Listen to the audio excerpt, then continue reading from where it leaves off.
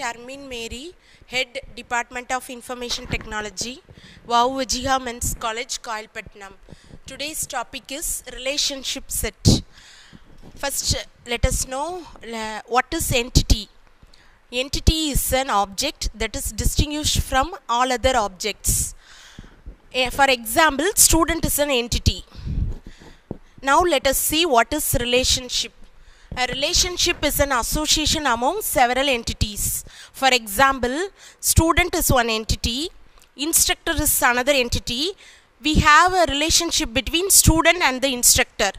That relationship is advisor. Every student has an advisor and each and every instructor has a student. So these two entities set having a relationship set with advisor. A relationship set is represented by mathematical notation among n greater than or equal to 2 entities. Entity 1, entity 2, there are so many entities. Each entity belongs to a relationship capital E1. So this relationship set is represented by capital E1. For example, student entity, that is one number is represented 44553. Similarly, instructor entity number is 22222. Belongs to advisor relationship set. So this diagram represents the relationship set between instructor entity and student entity.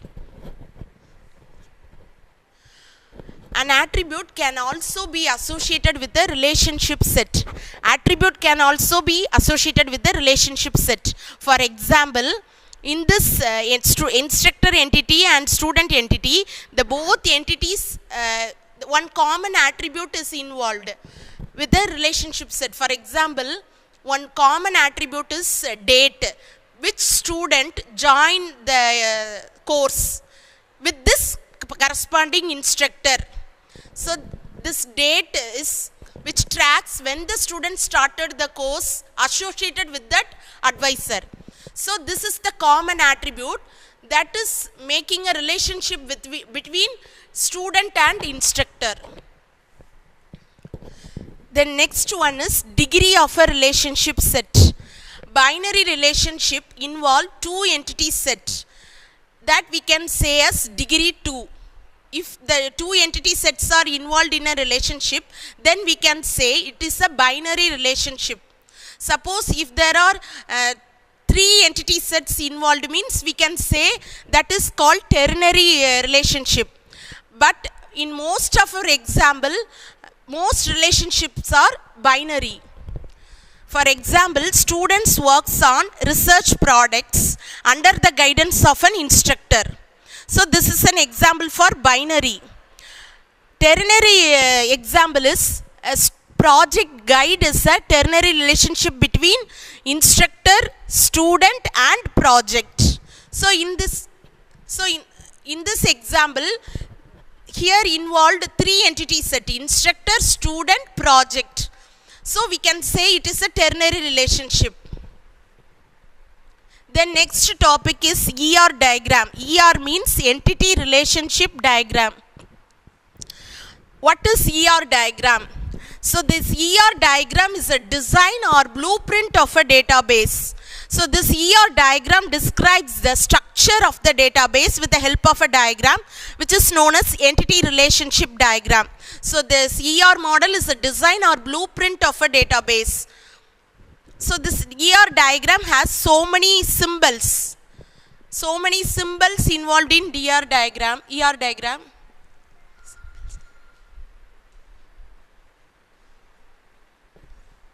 Symbols used in ER diagram is rectangle. Rectangle represent entity sets.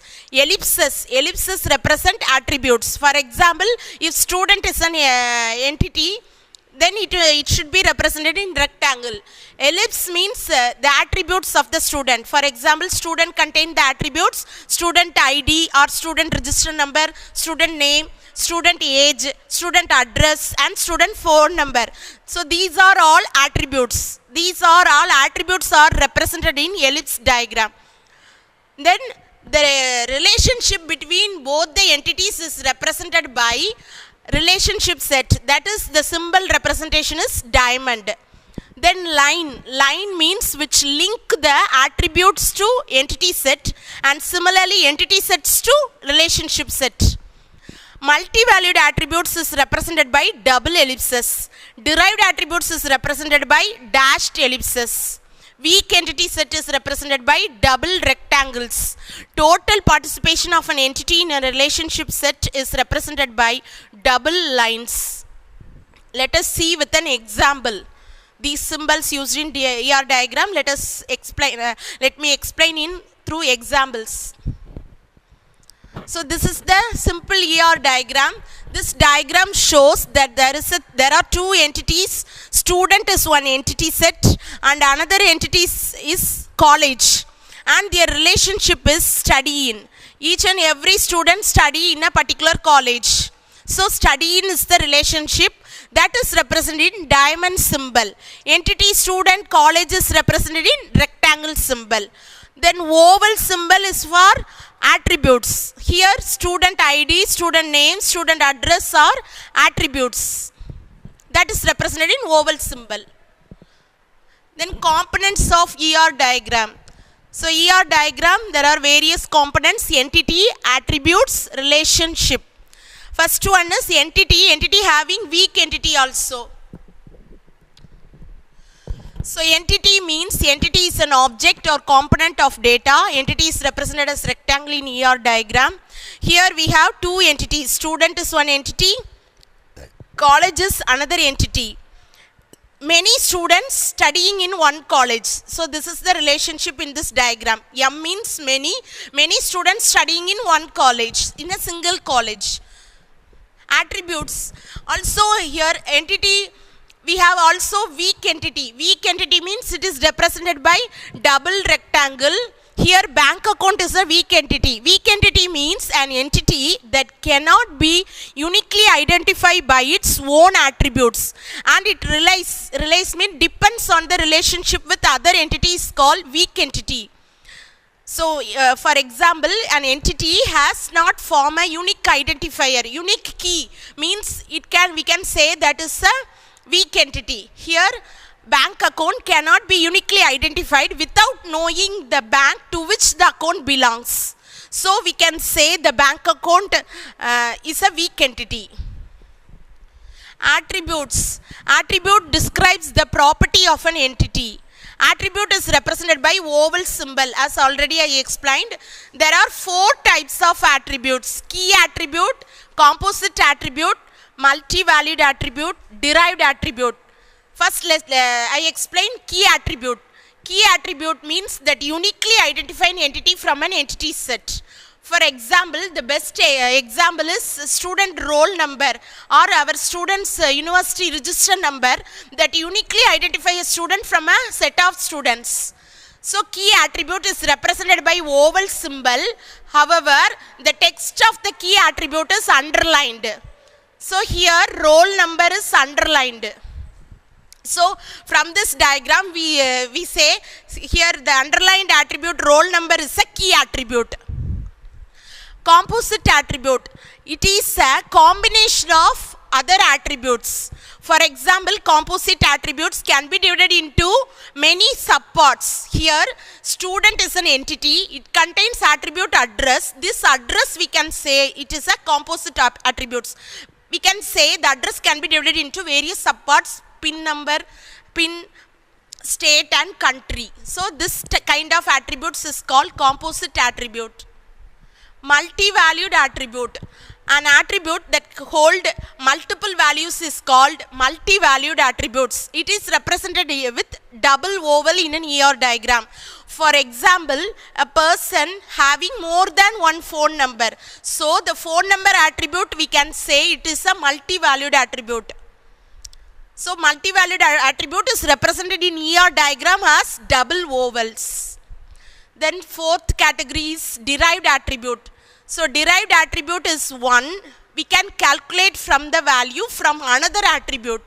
For example, age, we can derive a person age from the date of birth attribute already given. So we are deriving from date of birth. We are calculating the age from the another attribute, date of birth. That type of attribute is called derived attribute. It is represented by dashed oval in an ER diagram.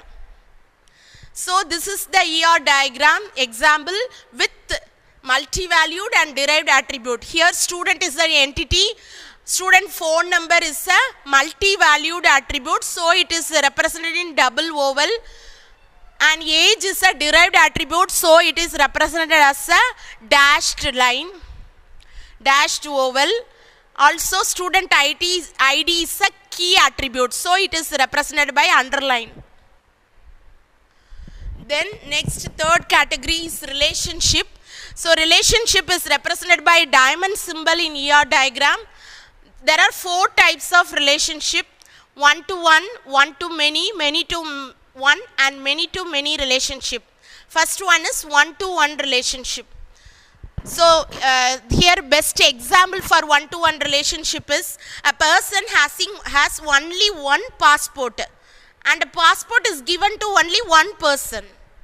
So this is an example for one-to-one relationship. When a single instance of an entity is associated with single instance of another entity, then it is called as one-to-one relationship. Next one is one-to-many relationship. When a single instance of an entity is associated with more than one instance of another entity, then it is called as one-to-many relationship. For example, a customer can place many orders. At the same time, many orders cannot be placed by many customers. But an order cannot be placed by many customers. This is one-to-many relationship. Many-to-one relationship. When more than one instance of an entity is associated with a single instance of another entity, then it is called as many-to-one relationship.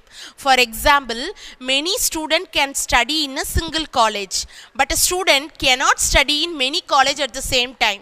So this is represented as many-to-one relationship with diagram. Many-to-many relationship. When more than one instance of an entity is associated with more than one instance of another entity, then it is called as many-to-many relationship. For example, a student can be assigned to many projects, and a project can be assigned to many students. So this is the example for many-to-many relationship. Then last one is total participation of an entity set. So total participation of an entity set is represented by double line in this diagram. Total participation of an entity set represents that each entity in entity set must have at least one relationship in a relationship set. For example, in this diagram, each college must have at least one associated student. So each and every student study in college. So there is at least total participation of all the students that involved in college. So this is the example for total participation of college entity set in study in relationship. So each and every student, this indicates that each college must have at least one associated student. So this is the total participation of an entity set that is represented in double line. Thank you.